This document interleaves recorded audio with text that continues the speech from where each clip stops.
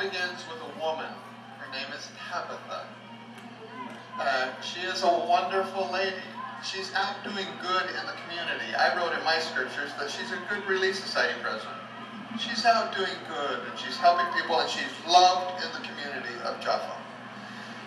And then she becomes sick, ill, and dies.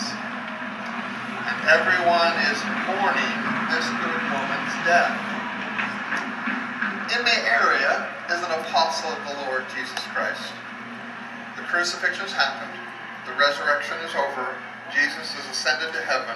And now who is the chief apostle because of the day of Pentecost? His name is Peter, and he's in the area. So people that love Tabitha go over and invite him to come over. He comes into the home and finds people wailing and mourning and grieving, and it's noisy and it's not peaceful. And so Peter finally says, please leave. And he casts all of them out. This is the end of Acts chapter 8. Then, while he's there, brethren, with your same priesthood, he raises Tabitha from the dead in Jaffa. We're not exactly sure of the exact site, but as you go up around on the hill here, you'll see a church dedicated to Tabitha because she will die again. Would you have any questions for Tabitha as she comes back to life in the spirit world? What would you ask? One of my favorite stories from church history is about this man right here. I want to relate it to you and modern times so that you can relate to the Old and New Testament experience.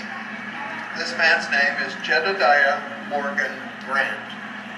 He is a member of the Quorum of 12 Apostles, who will eventually be a member of the First Presidency of the Church. He is leading his family across Wyoming. We think the brethren, Brigham Young and Heber and Jetty and others, they had it very easy, very simple. No. Have you been to Evanston, Wyoming? Woke up and say, Jetty, don't bury me here. I mean, who would want to be buried in Evanston? Don't bury me here. But Jetty promised me you'll bury me in the Salt Lake Valley. Promise me that you'll bury our daughter by my side. And he agrees to both. That's a good priest of man. So his wife dies. He places her earthly tabernacle in the back of a wagon.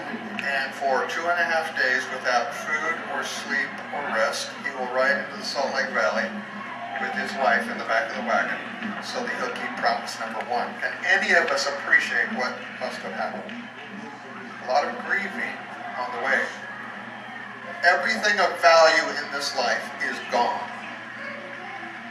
And then he writes, and I wish I could talk to him about this, he says, suddenly, for a good long while, I did not see her, I did not hear her voice, but her arms embraced me for a long while. He's talking about his wife. What has just happened? The veil is parted. His wife has given her husband a big hug. The next morning he will go to the grave and find that the wolves have devoured everything of the earthly tabernacle of his daughter. He can't keep promise number 2.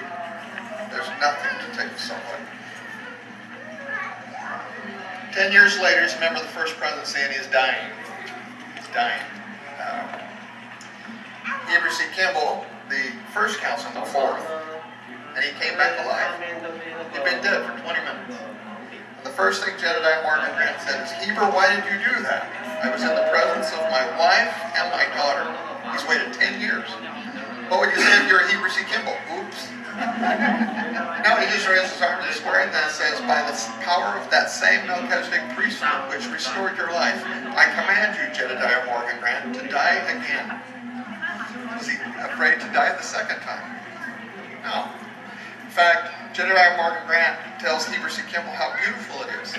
The same questions that you would have asked Tabitha here. What is it like over there?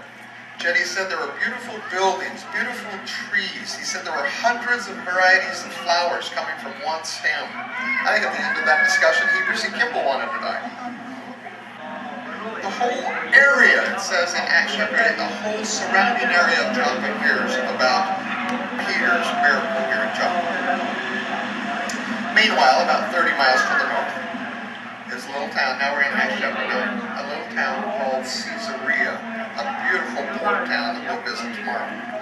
There's a man living in that port town by the name of Cornelius.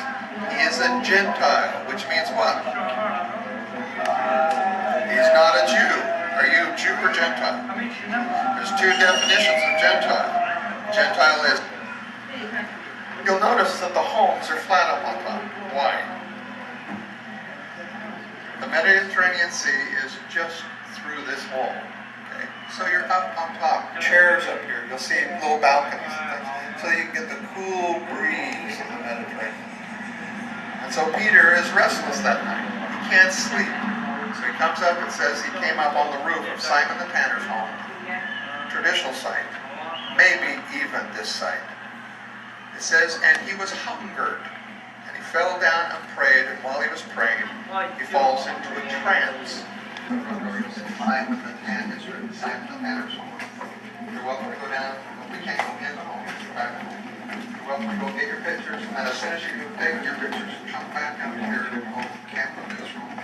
It'll be your walking party inside.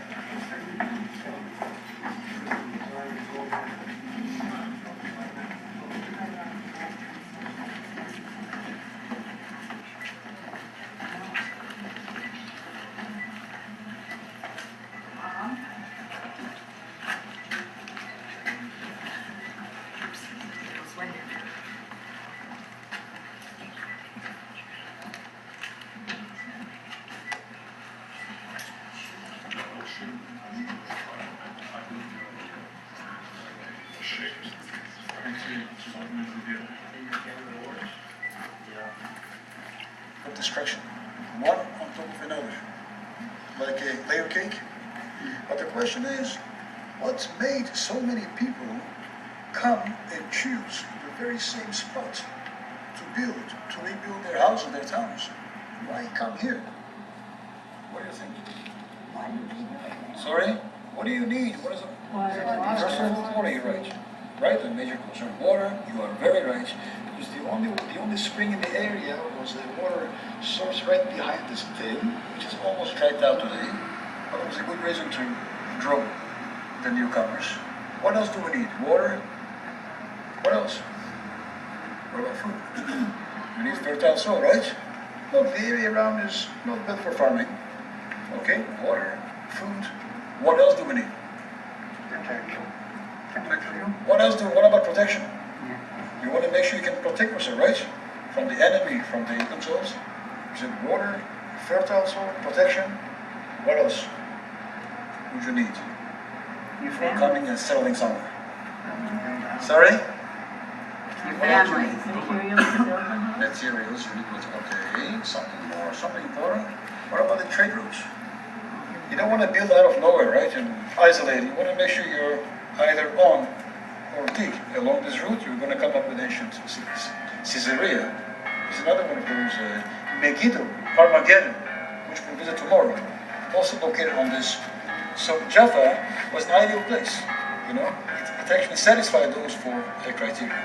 And what you see here is again remains going back even to the Egyptian times, Egyptian period, folks, to 1400s. You can see that's where they came up with the actual gates of the city, the ancient city, which was under Egyptian influence. By the way, most of the cities in this area were under Egyptian influence for about 400 years. This is the mosque. The Muslims are being called to prayer.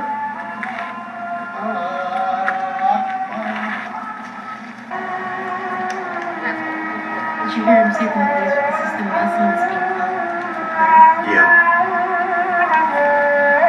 Pictures don't do it justice.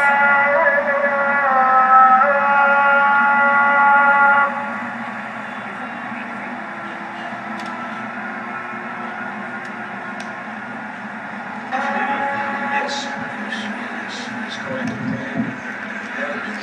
As you know, the Muslims have 5 times.